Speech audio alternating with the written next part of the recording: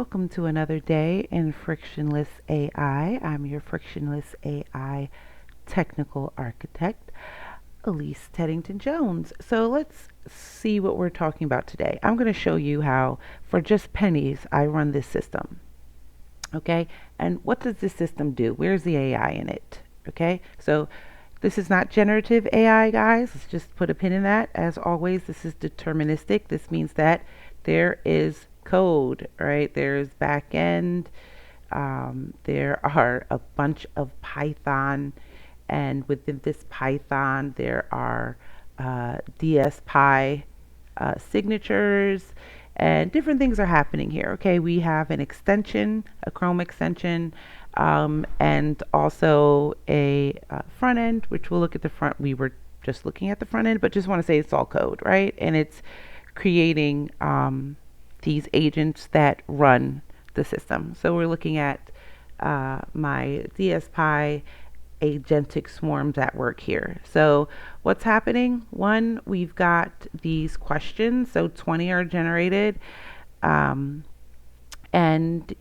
there's a wide variety of skills that can be given so that it can generate these across any subject matter. So since I'm currently studying for my master's in some certifications, this is what I choose to do. So these are generated by AI so that every time I come in, I have fresh questions. I'm never going to really be asked the same question twice. It may ask me the same type of question, but in different ways, which is very helpful. Now, say I'm like, hey, I'm just answering, I'm going along. I could use next or whatever. Once I've answered, it's marked that I've answered it, really smart. So, but let's just say I get here and I say, oh man, what is the P it stand for in CAP theorem, right? I can come over here to my dev harness and I can say, hey, because it's in live mode, go ahead and find out the answer to this question for me. Now, it has no mapping. Remember, it's not going to a map of fixed questions and answers, so it's literally reading what's here and delivering an answer. So it's giving me a hint. It thinks that it's partition tolerance. It's pretty confident in that because it's green. Okay, if it was not so confident, it would give me yellow. If it was just giving like a quote unquote educated guess, it's going to be red. All right, and there's all different types of questions that we have here. So it makes for a pretty robust solution. Let's see when we try to get the result of this expression. Pretty confident. It gives me 3. All right, that seems right. As we keep going, this is an image. I'm not sure. I was messing with the images for vision. All right, so there is vision in here, and so when I show you the budget and how much I've spent, it also includes that it's using vision. But as I said, that's the part of development I'm optimizing right now. Okay, so this is a great example of it being yellow. So it's like, hey, I don't necessarily know what's going on here, but I think this says 2, right? Whatever it's asking, that given this derivative, identify this value. It's saying, hey, I think it's this one, but I'm not exactly sure. All right, and you can see it has its key, it's tracking. Great. Okay, that's what we have here.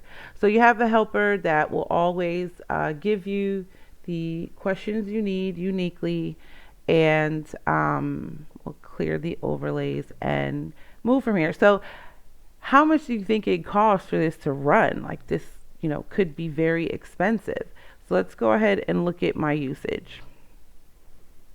So I did build this app. I started on April 7th, as you can see here, and most of the runs that I had to do during the build, let's say the 80% of the work that needed to be done, cost about 1 cent. But as you can see, once we started doing edge casework, that was 8 cents, right? So we can be kind and call this 80-20. All right, so 80% of the work was done and tested and can be completed, and run plenty of times. Because if we look at the runs, we did 40 requests here. Okay, if we do see they're not that much different here. Okay, but a huge difference is this is using vision. But you can see even with the increase of vision and doing 60 some requests here, 66 requests, it was 8 cents. So edge cases, I always tell my clients, hey, my goal is 80% coverage of the solution for your problem. All right. Like, so cheap, dirt cheap. But 20% of that is going to be why I have to charge you all of this money. Because that's where and that's true of all technical projects, is no different here. I just want to show you how this rule just like pops up everywhere. Okay.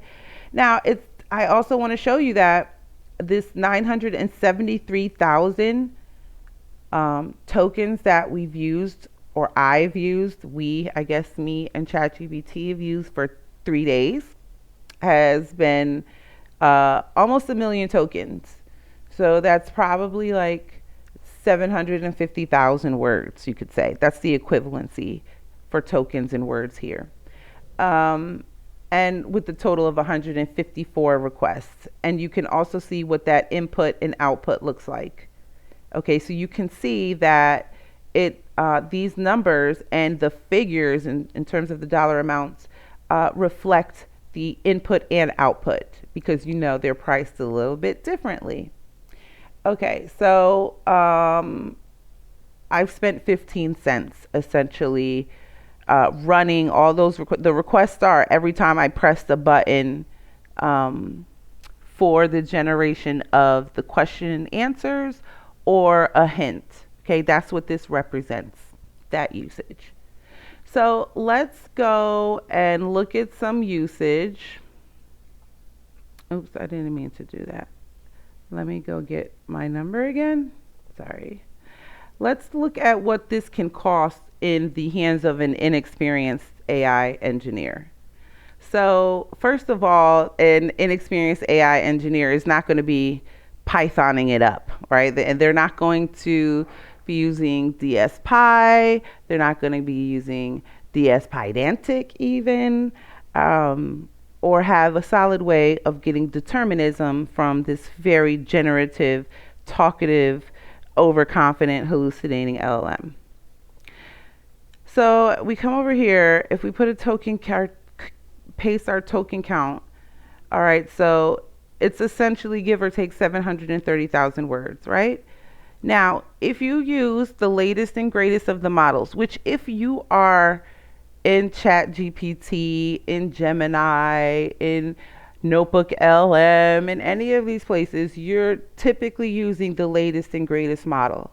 And that's why I'm saying generative AI is killing you.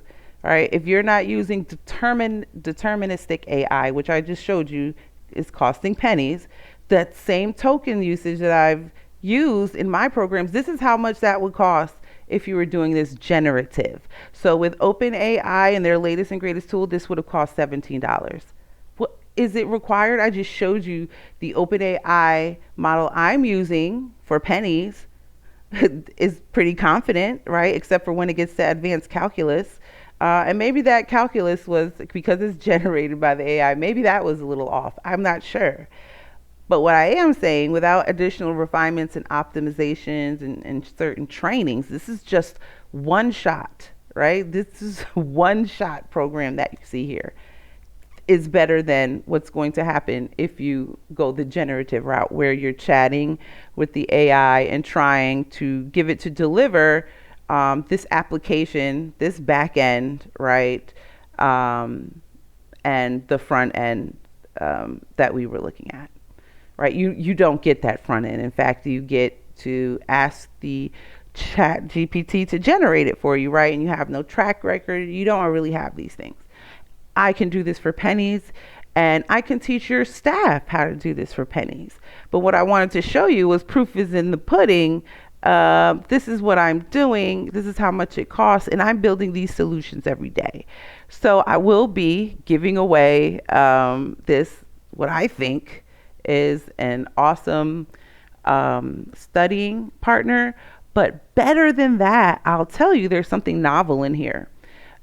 Typically, when you're using, or what I've experienced, I should say, whenever there's like algebra and it's using what's called MathJax or latex SVG embedded kind of technology, your screen reader trips on that, right? Your accessibility kind of falls down around that.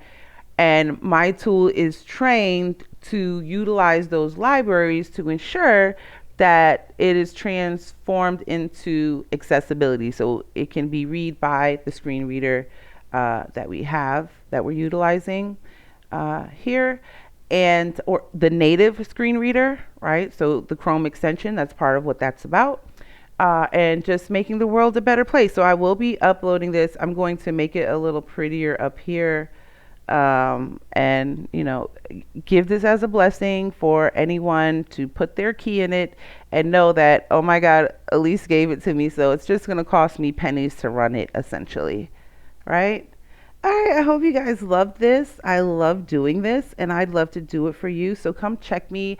I'm my LinkedIn is LinkedIn blah blah blah / UX Slayer, right? I'm also for my business, Agilient AI. So that's Agilient, AGILIENT and uxslayer.com. So any combination of those places, you should be able to find me. I will warn you, today is April 9th, 2026. I've recently left my employer to do this, what I love, for others, for other businesses. And I'm updating all of my places and spaces. So the UX Slayer stuff may need to be updated, but not on LinkedIn. Go find me there. And definitely Agilient.ai remains updated. And my GitHub is Designer Elise. So you can find me there. Designer ELISE is my GitHub. Okay, that took me a long time. I'm going to have to find a better way of calling out, where to find me. Okay, guys, have a wonderful day, and I'll see you soon.